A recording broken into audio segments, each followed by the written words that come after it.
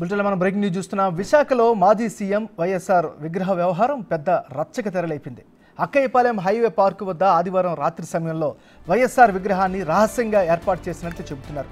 గతంలో అదే ప్లేస్లో భారీ వైసీపీ జెండాను ఏర్పాటు చేశారని, ఇప్పుడు ఆ జెండాను తొలగించి అదే స్థానంలో వైఎస్ విగ్రహం పెట్టారని కూటమి నేతలు విమర్శలు గుప్పిస్తున్నారు. ఈ మేరకు ఎటువంటి అనుమతులు లేకుండా విగ్రహాన్ని పెట్టడంపై కూటమి నేతలు నిరసన చేపట్టారు. 24 గంటల్లో వైఎస్ విగ్రహం తొలగించకపోతే తమ పార్టీకి చెందిన నేతల విగ్రహాలు పెడతామని హెచ్చరించారు. కూటమి నేతల ఆందోళనతో జీవీఎంసీ అధికారులు యాక్షన్లోకి దిగారు. నిన్న రాత్రి వైఎస్ విగ్రహాన్ని తొలగించారు.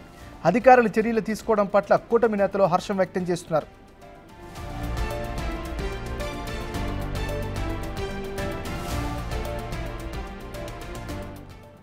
బులెటిన్లో మనం బ్రేకింగ్ న్యూస్ చూస్తున్నాం. విశాఖలో మాజీ సీఎం వైఎస్ఆర్ విగ్రహం వ్యవహారం పెద్ద రచ్చక తెరలేపింది. ఇదే అంశానికి సంబంధించి మరింత తాజా సమాచారాన్ని మా రిపోర్టర్ నాయుడు అందిస్తాడు.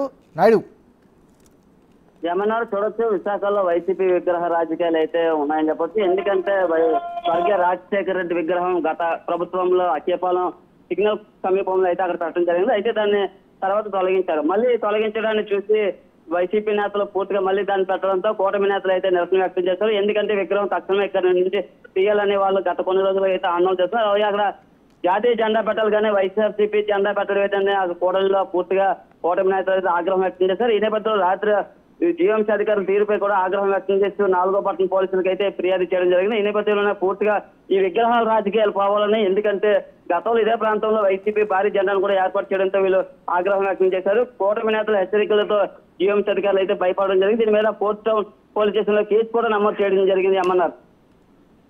Thank you Naidu.